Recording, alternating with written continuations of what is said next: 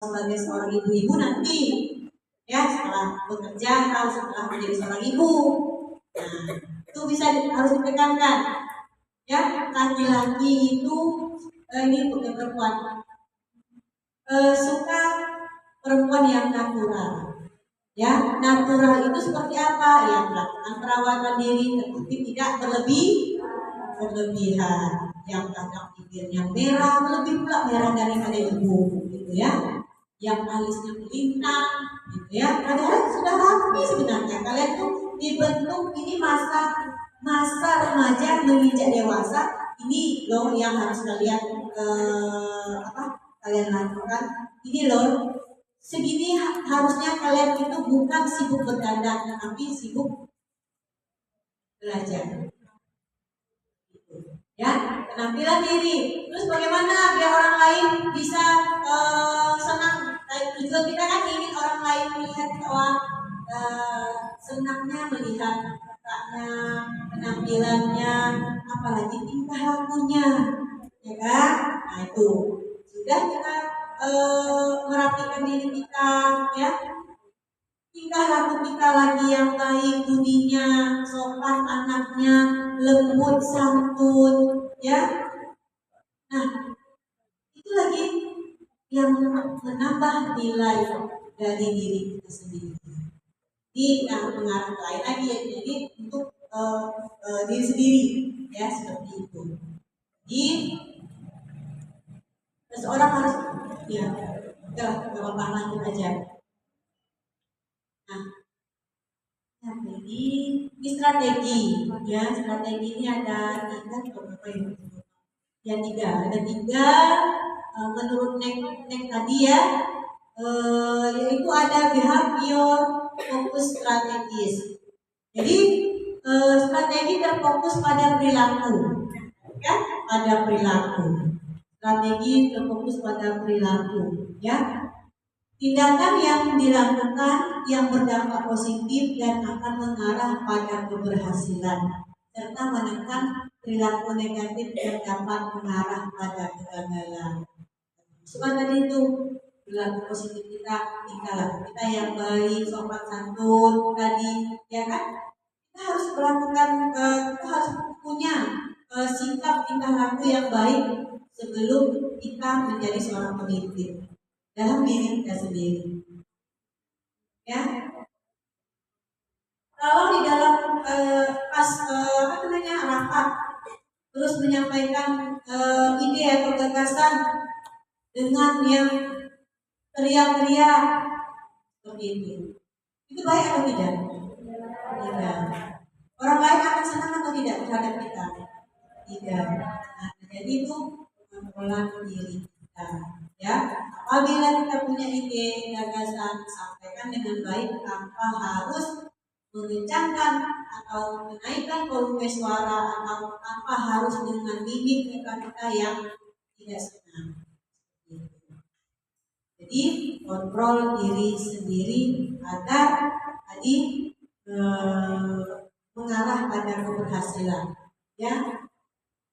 Menekan perilaku negatif yang dapat mengarah pada kegagalan, ya. Seorang pemimpin kalau ya berperilaku yang banyak ke arah negatif tidak akan dihargai oleh anggotanya, ya. Kita punya kesilapan, ya, tetap kita manusia tidak ada yang sempurna, ya. Tidak ada manusia yang sempurna, pasti punya kesalahan. Tapi bagaimana cara kita membatasi diri kita, ya, menekan perilaku negatif yang dapat merusak nama baik kita. Selanjutnya ada natural reward strategis. Nah, di sini menyenangkan, ya. Sekali lagi ini menekankan pada aspek menyenangkan dari tugas atau kegiatan yang diberikan. Strategi ini dapat meningkatkan kinerja karena terfokus pada pekerjaan atau tugas yang menyenangkan. Jadi membantu individu untuk menciptakan perasaan berkompeten dan percaya bahwa dirinya bisa menentukan nasibnya sendiri, ya, sehingga dapat memberikan energi pada perilakunya yang berlaku dan akan meningkatkan kinerjanya. Pada intinya memang semua yang kita lakukan itu harus ada pengawasan diri sendiri, harus ada kontrol diri, harus ada mana arah diri kita. Gitu. Selanjutnya apa? Nah, ini terakhir ya. Konstruktif strategis. Ya, strategi ini berfokus pada upaya untuk membangun dan mengubah pola pikir menggunakan cara yang diinginkan. Ya, dia menganalisis dan meningkatkan sistem kepercayaan, yakni dengan mengevaluasi dan mengganti kepercayaan dan asumsi yang tidak rasional. Ya, membangun citra mental yang positif terhadap kinerja, melakukan serta kemudian internal atau percakapan batin dengan diri sendiri yang positif dan untuk memfasilitasi kinerja. Jadi pada intinya diri sendirilah yang akan kita melakukan dialog internal. Jadi pada saat kita merenung atau saat kita sholat, ya, kita lakukan dialog internal. Apakah yang sudah kita lakukan hari ini sudah cukup baik, ya, atau sudah baik atau sangat baik, gitu ya. Besok apakah aku harus mengulang lagi apa yang sudah aku lakukan pada hari ini? Jadi kita berdialog ke diri kita sendiri. Bagaimana hari ini, apakah aku membuat kesalahan, gitu ya? Besok apakah aku harus melakukan kesalahan itu lagi atau memperbaikinya, dan atau aku akan membuat orang lain terkesan terhadapku. Jadi seperti itu. Ya, jadi pada intinya sebelum kita memimpin organisasi, kita harus melakukan pengawasan, pengontrolan diri, ya. Apa yang kita lakukan itu, apa yang kita lakukan hari ini, dan apa yang akan kita lakukan itu berdampak pada organisasi tersebut. Ya, bisa dipahami? Bisa dimengerti? Bisa juga ya? Masih ada?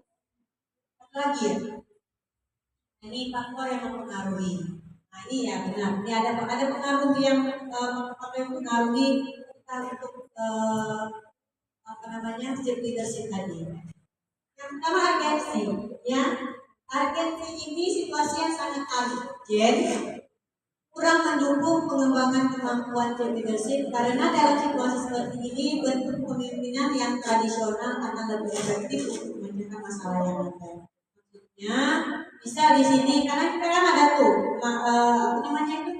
kepemimpinan yang tradisional yang ada ada istiadat, ya, terus turun temurun, lalu kerajaan, ya kan? Nah itu yang bisa situasi ini yang bisa membuat tujuan dari yang kita ingin memecahkan masalah tadi inilah yang faktor yang mempengaruhinya. Ini dia.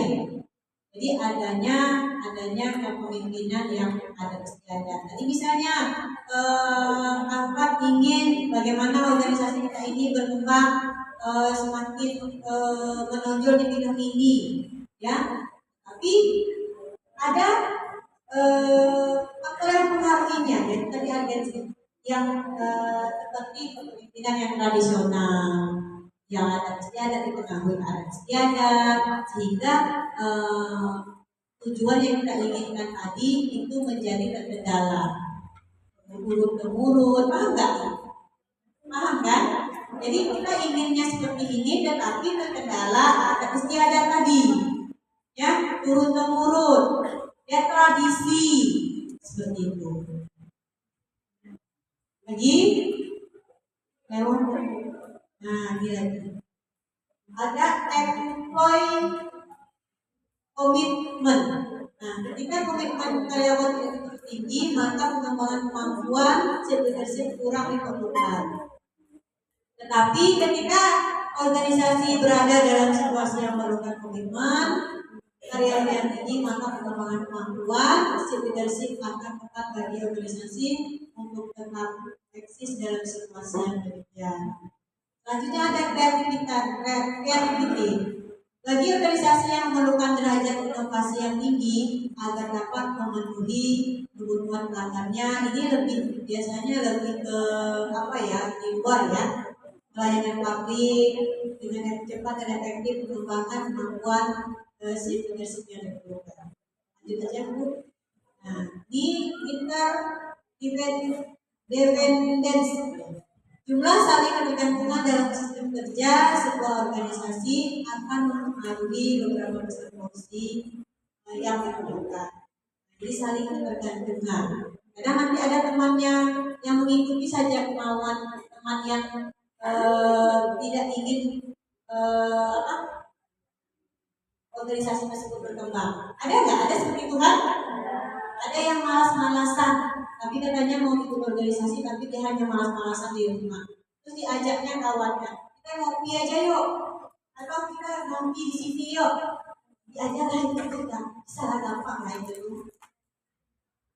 Ada kan seperti itu? Banyak kan kayak gitu. Nah, janganlah seperti itu. Ada time-nya kita istirahat, ada time-nya kita bermain, ada time-nya kita bersama. Time-nya kita bekerja, ya kita bekerja. Time-nya kita berkumpul, kita berkumpul. Time-nya kita bermain, silakan kita bermain. Ya. Yang selanjutnya ada complexity. Kompleks pekerjaan ya, kompleks pekerjaan yang harus dilakukan. Ya, maka pengembangan kemampuan akan kurang efektif. Ya, karena dalam situasi seperti ini adalah mustahil satu orang mampu menguasai berbagai bidang. Jadi pekerjaan yang harus siap dalam satu hari itu harus semua diselesaikan. Hanya untuk satu orang atau dua orang saja, rasanya itu tidak mungkin. Ya, nah maka itulah program itu kita buat jadwalnya. Ya, jangan besok nak kegiatan hari ini baru rapat. Itu bisa nggak terlaksana? Bisa, tetapi seperti apa pelaksanaannya? Nah, tidak baik dan tidak maksimal, bahkan mungkin hancur ketika rapat. Besok acara baru hari ini rapat. Nah, ini yang dimaksud dengan kompleks pekerjaan. Jadi semua itu pekerjaan itu besok ada kegiatan baru sih mulai berkumpul. Seharusnya besok itu kita sudah hari ini sudah lagi, bukan rapat, ya kan? Harus lagi misalnya hari ini harus kita buat ini semua tempatnya ini sudah kita tata, bukan rapat. Besok ada kegiatan hari ini rapat, tidak seperti itu. Ya, itulah yang akan mempengaruhi leadership tadi. Ya, ada lagi Bu? Ya. Nah, jadi itu ya. Jadi kerjaan atau apapun yang program yang ada di organisasi apapun itu, baik OSIS, PMR, PR, kasus, ya.